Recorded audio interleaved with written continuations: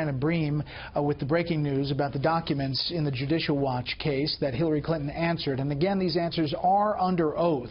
We've been going through the answers. Shannon is back with us with the breaking details. Shannon, something interesting that Hillary Clinton answered here. Yeah, and Brett, she was asked specifically in one of these questions, after the lawyers completed the review of your emails in clintonemail.com, the account in late 2014, were the electronic versions of your emails preserved, deleted, or destroyed? If they were deleted or destroyed, what tool or software was used to delete or destroy them? Who deleted or destroyed them? And was the deletion or destruction done at your direction? Probably a reference there to that use of bleached bit that we've heard so much about that makes it virtually impossible for things to be recovered.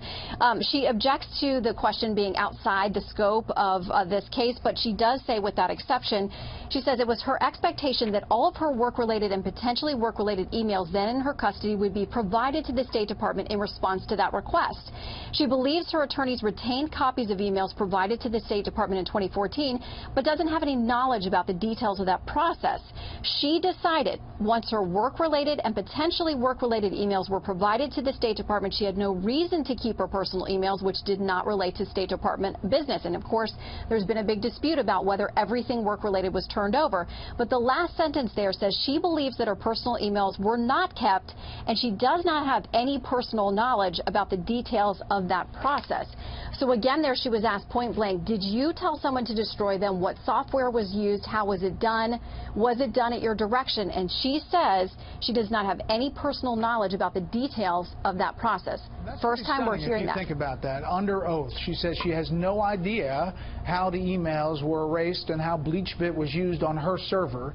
And this is after the FBI director, under oath to Congress, said they did find work-related emails on the server, and they know that she didn't turn over all the emails that dealt with stuff at the State Department. So this is under oath. I mean, what you're reading here is a under oath response to Judicial Watch. Right, and again, what Judicial Watch had pushed for, what they wanted was an in-person deposition. That's the best case scenario when you're pursuing a case like this. The judge said, no, I won't let you do that, but she will have to answer these sworn questions as a sworn under oath.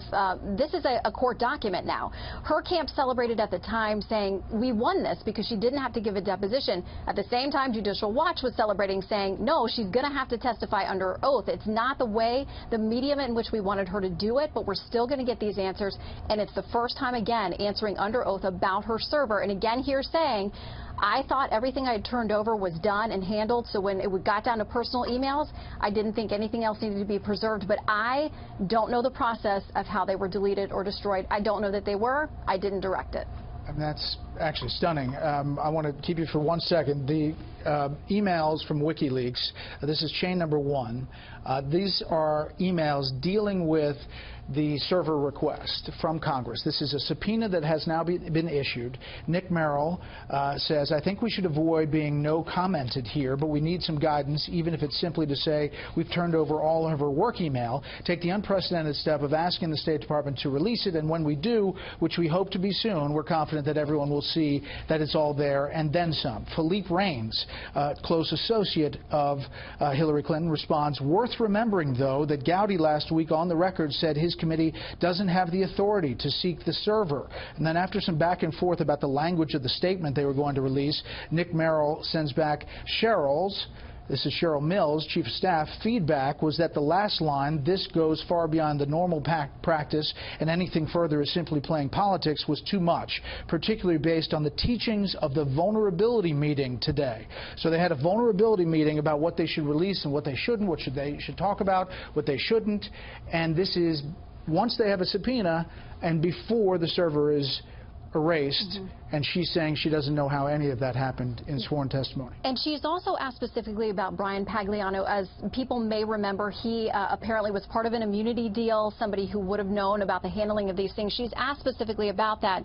Any communications between you and Brian Pagliano concerning or relating to the management, preservation, deletion, or destruction of any of your emails? And the question goes on a little bit, but that's basically it. Again, she objects to the question as being beyond the scope of the case, but ends with this. Secretary Clinton states that she does not recall having communications with Brian Pagliano concerning or relating to the management, preservation, deletion, or destruction of any emails in her clintonemail.com email account. Brett. All right, Shannon, continue to go through that if you would. Thank you for the breaking news.